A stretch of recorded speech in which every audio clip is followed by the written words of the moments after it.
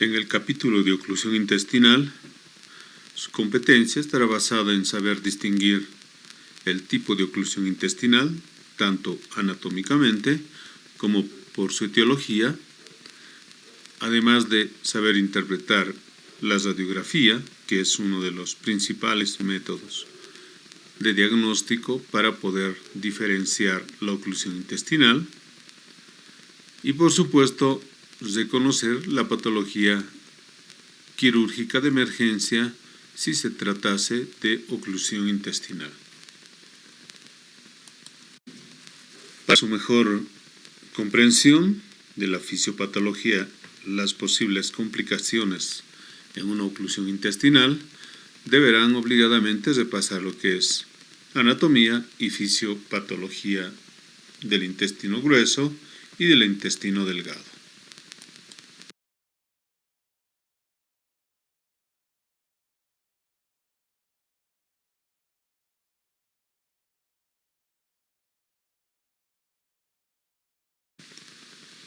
Por lo tanto, la oclusión intestinal o el hilo intestinal es la detención parcial o total del tránsito del contenido intestinal. En principio, clasificaremos el hilo u oclusión intestinal según su etiología y tenemos el hilo u obstrucción mecánica cuando la detención total o parcial del tránsito del contenido intestinal es a causa de una situación orgánica. En este caso, algo está obstruyendo el tránsito del contenido intestinal en la luz del intestino. Puede ser un hilo u obstrucción funcional cuando es resultado de la alteración de la motilidad del intestino. En este caso, no existe una obstrucción orgánica. Según el nivel de oclusión intestinal, nosotros clasificamos anatómicamente en oclusión o hilo intestinal alto, cuando sucede la oclusión desde el duodeno hasta la válvula ileocecal. Y puede ser una oclusión o hilo intestinal baja, cuando la oclusión sucede desde la válvula ileocecal hasta el recto.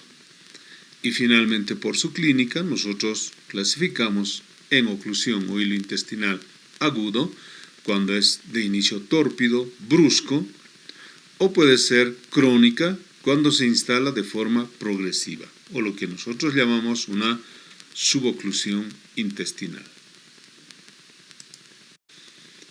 Al mismo tiempo, la oclusión o hilo mecánico tiene una subclasificación, como son las intraluminales, cuando la oclusión sucede enteramente en la luz del intestino, y pueden ser por cuerpos extraños, cálculos biliares, como ya habíamos hablado anteriormente del hilo biliar, o meconio en neonatos. Pueden ser intramurales, cuando la oclusión sucede de inicio en la pared del intestino. Pueden ser tumores, estenosis inflamatoria, como la enfermedad de Crohn, o finalmente hematomas después de un traumatismo abierto o cerrado de abdomen. Y finalmente las extrínsecas, que no tienen nada que ver con la oclusión tanto de la luz del intestino como de la pared del intestino. En este caso, la etiología de la oclusión va a estar fuera del intestino, en este caso por órganos vecinos, que puede ser por adherencias o bridas después de tratamientos quirúrgicos, el vólvulo, que es una torsión, como ya habíamos visto más antes, las hernias internas o externas, carcinomatosis, intussuscepción, etcétera, etcétera. Y en esta diapositiva podemos observar las causas más comunes de obstrucción o hilo mecánico. En primer lugar, como pueden ver, o lo más frecuente, las bridas y adherencias en pacientes posoperados o con múltiples cirugías, procesos neoplásicos, hernias, enfermedad de Crohn, vólvulo, intussuscepción, que habíamos indicado anteriormente, o como hematomas, ¿no? O finalmente algunas anomalías congénitas. El hilio funcional, a su vez, puede estar provocado por una alteración motora difusa.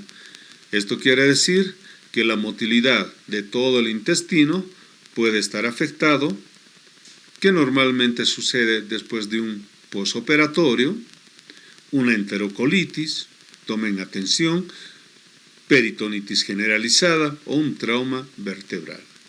También puede estar provocado por una alteración motora localizada, como una pseudoobstrucción de intestino delgado o grueso. Y aquí podemos recordar el famoso signo radiológico de asa centinela en apendicitis aguda. Y finalmente puede ser provocado por enfermedades neurológicas, más propiamente en un posoperatorio neuroquirúrgico. De igual forma, podemos observar en esta diapositiva las causas más comunes de hilio funcional. Y como podemos observar, lo más frecuente, una cirugía abdominal o un postquirúrgico que no debe pasar los 3 días. De ahí para adelante nosotros consideramos un hilio prolongado postquirúrgico, después de una infección, pacientes sépticos, absceso intraabdominal, peritonitis, la misma neumonía y otros que pueden causar el hilio funcional. Es importante comprender la fisiopatología de la oclusión intestinal, por qué los pacientes llegan en grados diferentes de deshidratación y con un desbalance hidroelectrolítico y también del medio interno. Una vez que sucede la obstrucción, comienza la dilatación del segmento proximal a la obstrucción, o sea, por encima de la obstrucción comienza a dilatarse el segmento, al mismo tiempo que en este segmento va acumulando moderada y gran cantidad de líquido y aire deglutido, y comienza un proceso paradójico, que a mayor distensión del intestino, la mucosa pierde su capacidad de absorber, que debería ser lo contrario. Entonces, en este caso, cuando existe una obstrucción, la mucosa pierde su capacidad de absorber y, al contrario, aumenta su secreción intraluminal. Y de ahí que se dice que en un paciente entre las 18 y 24 horas de estar cursando con una oclusión intestinal, el 50% del plasma pasa a la luz del intestino.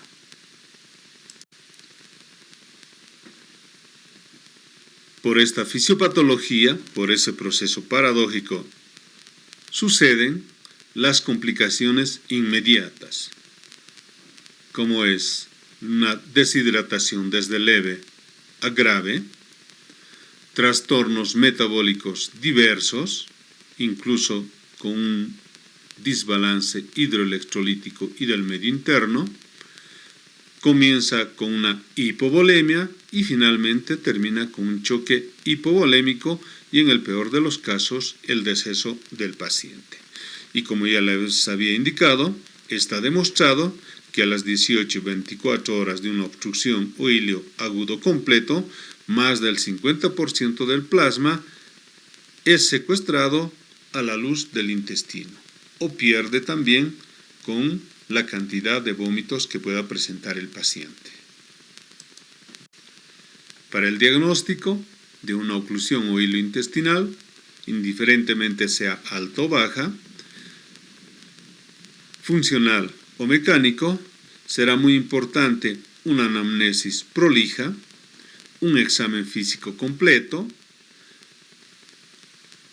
tacto rectal, importante, y además confirmamos con una radiografía simple de abdomen. Raras veces solicitamos ecografía y más aún una tomografía computarizada. Solamente solicitamos este último cuando presumimos que la oclusión intestinal podría tratarse de un proceso neoplásico, en este caso tumores intraabdominales. Y además Entre los exámenes complementarios solicitamos un laboratorio y si estamos presumiendo un hilo funcional, por supuesto que vamos a solicitar un ionograma. Para diagnosticar una oclusión, un hilo intestinal, debemos tomar en cuenta los 4 pilares más comunes que se presentan en una oclusión o hilo funcional, que son el dolor abdominal, náuseas y vómitos, distensión abdominal y cambios en el ritmo habitual de catarsis. Si el paciente está presentando los 4 pilares que hemos mencionado, estamos presumiendo inmediatamente, o podemos presumir inmediatamente, una oclusión intestinal. De aquí para adelante tenemos que diferenciar si es alta, es baja, es mecánica o es funcional. En el cuadro clínico empezaremos con la signosintomatología dependiendo de cada uno de los síntomas que vaya presentando, tanto en hilo funcional como en hilo mecánico. Todo esto tenemos que aprendernos para poder diferenciar, y aquí habíamos indicado que el hilo funcional difiere en el tratamiento al hilo mecánico. Vamos a comenzar con el síntoma principal, que es el dolor. En el hilo funcional prácticamente podría estar ausente en la mayoría de los casos, sin embargo, en el hilo mecánico está siempre presente. El dolor es característico. Es intermitente, de tipo cólico, y en el hilo mecánico simple es generalmente de tipo cólico. Existe la presencia de borborismos, un peristaltismo hiperactivos. El dolor y el borborismo pueden estar ausentes por sobredistensión. En este caso, cuando existe una gran distensión del intestino, por supuesto que ya no existe espacio para que pueda seguir moviéndose. Por eso es que pueden estar ausentes por sobredistensión. Generalmente en hilo mecánico agudo completo. Otro de los signos principales o pilares para poder diagnosticar la oclusión intestinal es el vómito. En este caso debemos caracterizar el tipo de vómito y la cantidad, lo que nos estará indicando generalmente el nivel de oclusión intestinal. Por lo tanto, en una oclusión intestinal alta, los vómitos son frecuentes, inicialmente de tipo gástrico, luego se tornan de tipo bilioso y posteriormente entérico, de color verde, que nos está indicando que ha sucedido bastante tiempo de la oclusión intestinal. En la oclusión intestinal baja, los vómitos son de color amarillo oscuro, que también son entéricos. Los vómitos pueden tornarse de color marrón y ser fecaloideos, totalmente fétidos, que nos están indicando también un mayor tiempo de evolución de la oclusión intestinal baja. En oclusión colónica, generalmente son fecaloideos, fétidos y además pueden estar ausentes en algunas ocasiones, generalmente cuando está iniciando la oclusión intestinal baja. Cada uno de estos signos, de estos síntomas, en realidad, van indicándonos la causa de la oclusión intestinal y además el nivel. Uno de ellos es la distensión abdominal. En obstrucción intestinal alta es mínima, sin embargo es simétrica en la mayoría de los casos de hilo funcional, metabólico o paralítico, que son los sinónimos. Puede ser simétrica o asimétrica en hilo mecánico. Estamos hablando de oclusión intestinal alta. En la oclusión intestinal baja, la distensión abdominal es bastante considerable, tanto que la distensión abdominal puede provocar una insuficiencia respiratoria, precisamente porque va distendiéndose el intestino, comprime el diafragma y con esto reduce la excursión de los pulmones, disminuyendo la respiración.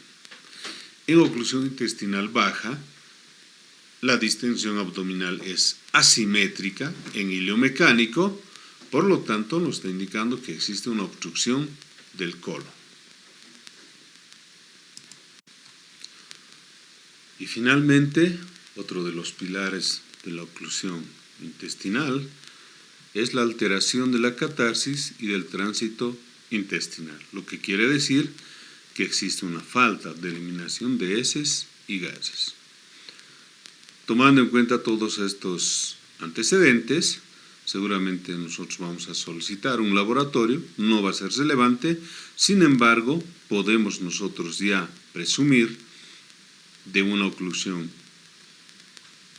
intestinal funcional o de un hilo funcional si la alteración del ionograma es evidente con una disminución del potasio, del cloro y de otros electrolitos.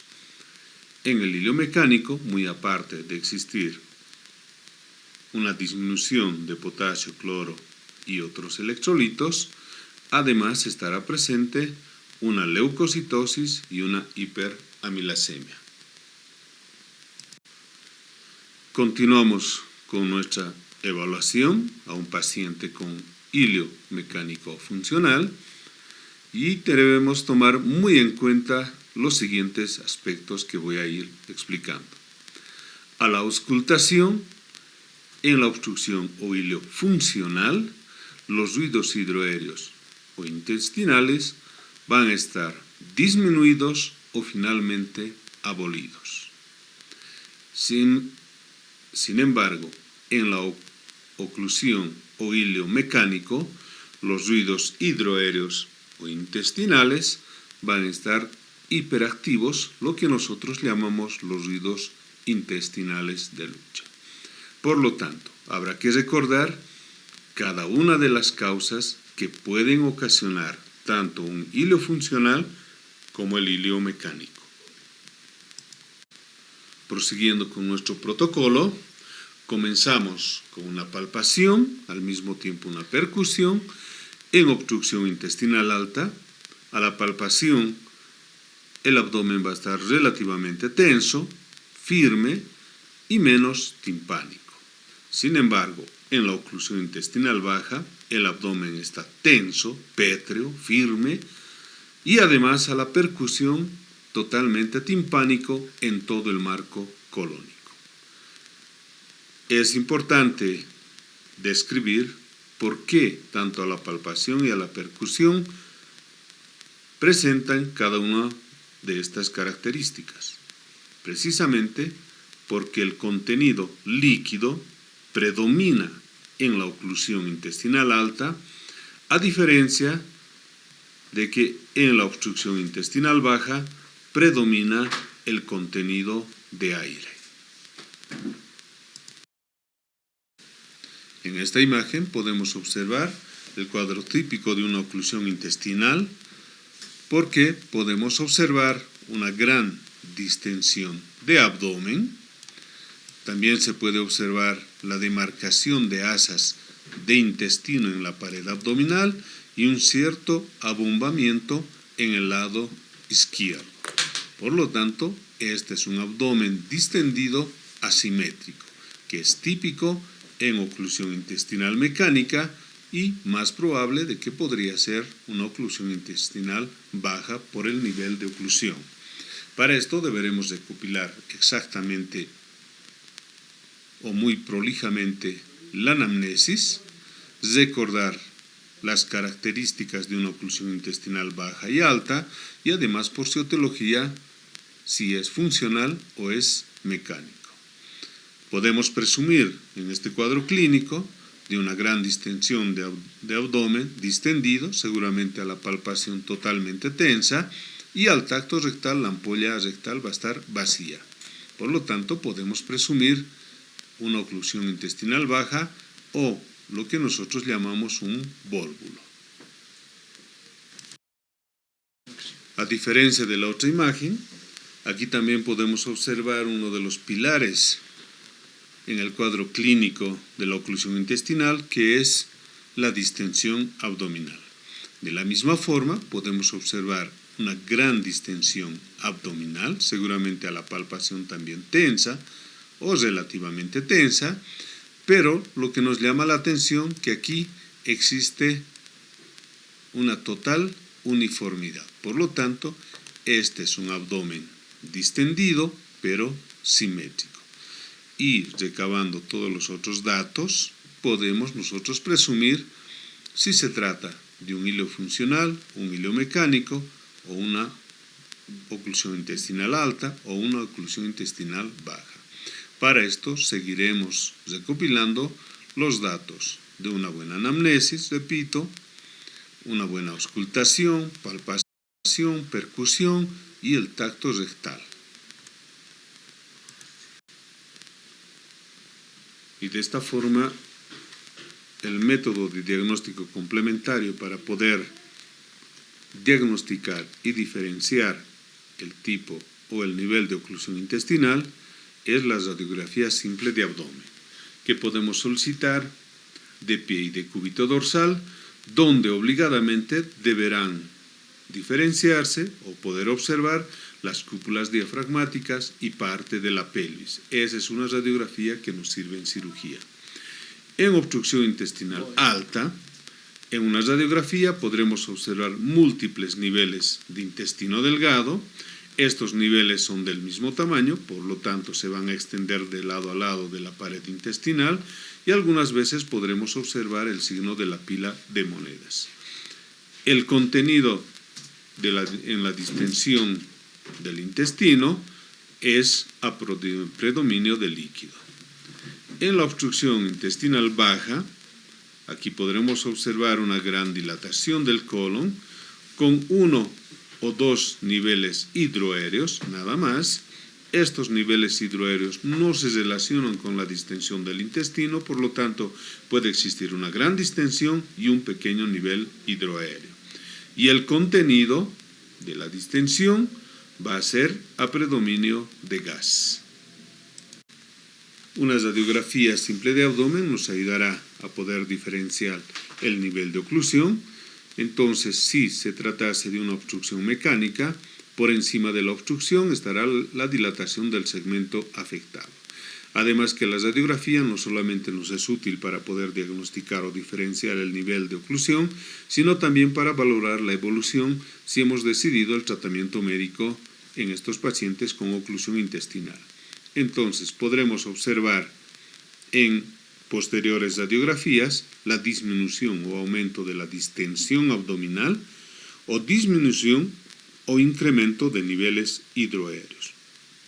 Cualquiera de estas dos posiciones nos obligarán a poder continuar con el tratamiento médico o cambiar nuestro tratamiento quirúrgico o mejorar nuestro tratamiento médico, como sucede en pacientes con oclusión intestinal mecánica, donde iniciamos el tratamiento médico cuando es por brides y adherencias, o en pacientes con hilo funcional, donde obligadamente deberemos seguir reponiendo los líquidos y electrolitos. En esta imagen o en esta radiografía ya podemos observar el inicio de una oclusión intestinal. Si ustedes observan, tenemos una gran distensión de asas de intestino delgado, sin embargo, no observamos niveles hidroaéreos. Eso no tiene que confundirnos con el inicio de la oclusión intestinal. Sin embargo, deberemos recabar los otros antecedentes o seguir nuestro protocolo para poder determinar si existen o no ruidos hidroaéreos, si el abdomen está distendido, si es simétrico o es asimétrico, etcétera, etcétera. Ya en esta imagen podemos observar un nivel hidroaéreo, gran distensión de intestino grueso, el contenido es gas, porque está oscuro, habíamos indicado, de que todo lo que es blanco es tejido óseo, tejidos blandos, masas tumorales o finalmente puede ser líquido, ¿verdad? Entonces, repito, tenemos un nivel hidroaéreo, gran distensión de intestino grueso, contenido a predominio de gas, y además algo muy típico en vólvulo, que es el signo de grano de café. Este es un cuadro clínico típico de un vólvulo de sigmoide, ¿verdad? Y seguramente si realizamos un tacto rectal, podremos encontrar la ampolla rectal vacía.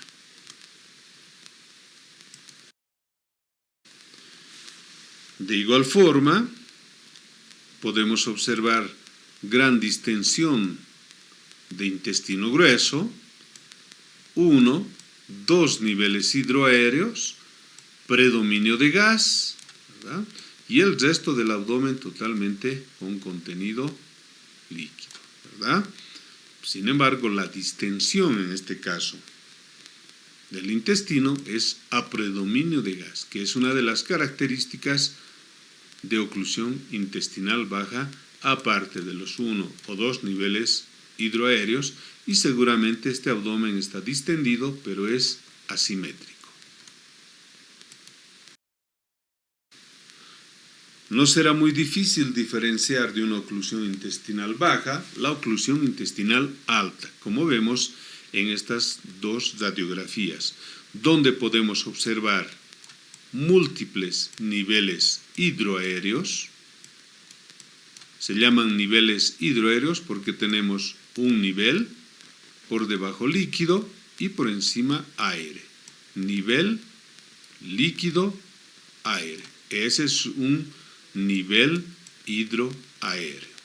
Y como son múltiples, además habíamos indicado que los niveles abarcan todo el diámetro del intestino, de lado a lado, por eso son prácticamente del mismo tamaño. Y además, toda la placa está prácticamente de color blanco, lo que nos está indicando que la distensión del intestino es a predominio de líquido. Por lo tanto, esta es una oclusión intestinal alta. Solamente tenemos que diferenciar clínicamente si es funcional o es mecánica. De la misma forma, podemos observar múltiples niveles hidroaéreos. Esos son los niveles múltiples, donde además tenemos contenido a predominio de líquido. En un paciente donde presumimos una oclusión intestinal, donde presentan los 4 pilares, que es náuseas y vómitos, distensión abdominal, dolor abdominal y además falta de eliminación de heces y gases, estos pacientes obligadamente deben ser hospitalizados hasta que nosotros no podamos aclarar si se trata de una oclusión intestinal funcional, mecánica o finalmente si es alta o es baja. Sin embargo, la primera medida es hospitalizar al paciente. ¿Por qué? Porque seguramente estos pacientes con oclusión intestinal, como hemos explicado en la fisiología del choque hipovolémico por deshidratación, estos pacientes requerirán de una restitución de pérdidas de líquidos y electrolitos. Debemos corregir su equilibrio ácido-base y además iniciar una descompresión intestinal, insertando sonda nasogástrica, sonda rectal y además una sonda vesical para un control estricto de diuresis. Una vez hospitalizado el paciente, si decidimos que el tratamiento definitivo es quirúrgico, deberemos corregir, por lo menos parcialmente, la volemia, el desequilibrio electrolítico, el choque hipovolémico, y algunas veces estos pacientes ya hacen un paro cardíaco durante el prequirúrgico. Por lo tanto, deberemos estabilizar al paciente y después seguir con la conducta quirúrgica. Debemos recordar exactamente los grados de deshidratación, las disfunciones que puede presentar una hiper o hipocloremia o hiper o hiponatremia, una hipopotasemia, hiperpotasemia, hipocalcemia, hipercalcemia. Sin embargo, esta parte de la reposición de líquidos y electrolíticos además de calcular los grados de deshidratación, tomar en cuenta el choque hipovolémico, nosotros lo realizaremos esto en la práctica hospitalaria. Para reforzar el estudio complementario que es la radiografía de abdomen, tenemos esta imagen donde podemos observar un nivel hidroaéreo, dos niveles hidroaéreos, gran distensión de intestino grueso, a predominio de gas, ¿verdad? Y algo que habíamos indicado de que el nivel hidroaéreo no siempre corresponde la distensión de abdomen, que es típico en oclusión intestinal baja. Y como pueden observar además, tenemos el típico signo de grano de café, que es típico en vólvulo. En esta otra imagen observamos múltiples niveles hidroaéreos, que es típico de oclusión intestinal alta. Aquí deberemos obligadamente seguir los otros datos de nuestra anamnesis, los signos vitales, la auscultación, palpación, percusión, tacto rectal, etc. Y podremos definir si se trata de una oclusión intestinal alta por bridas y adherencias, que es mecánica, o finalmente podría ser una peritonitis, que es un hilio funcional. Entonces es necesario recordar cada una de las características o la signo-sintomatología de la oclusión intestinal, tanto alta, baja, o funcional o mecánica. En esta imagen, creo que ya ustedes lo tienen diagnosticado, precisamente ¿por qué? Porque tenemos una gran distensión de intestino grueso, ¿verdad? Y además el abdomen seguramente está distendido, tenemos el signo de Godet, Finocheto, Yersuni, creo que ya presumen el diagnóstico, y con una placa radiográfica, ¿qué es lo que observamos? Distensión de asa, burbujas de aire dentro de la masa fecal, al tacto rectal, ampollas repletas de heces pétreas. Este es un fecaloma, oclusión intestinal baja mecánica, o más resumidamente, fecaloma o impactación fecal. Aquí tenemos otra imagen con múltiples niveles hidroaéreos, distensión de asas de intestino delgado, predominio líquido, los niveles prácticamente del mismo tamaño, oclusión intestinal alta. Ahora solamente falta definir si es funcional o es mecánica, y como ya saben, el tratamiento difiere uno del otro. En esta imagen podemos observar un cuadro clínico de una oclusión intestinal alta, precisamente porque observamos múltiples niveles hidroaéreos, distensión de asas de intestino delgado, y observe algo por acá, dos niveles, uno encima de otro, o pueden existir varios niveles uno encima de otro, y ese es el típico signo de la pila de monedas. Entonces, en su competencia estará primero poder diagnosticar una oclusión intestinal con los 4 pilares que habíamos indicado: náuseas y vómitos, dolor abdominal, distensión abdominal y además falta de eliminación de heces y gases. Clínicamente, recordando todas las características o la signo-sintomatología, podrán diferenciar si es mecánico, si es funcional, o clínicamente ya se puede diagnosticar si es alta o es baja. Seguramente, presumiendo ya una oclusión intestinal, ustedes podrán requerir de una placa radiográfica y hacer la referencia respectiva, porque recuerden que todo paciente ocluido debe ser hospitalizado.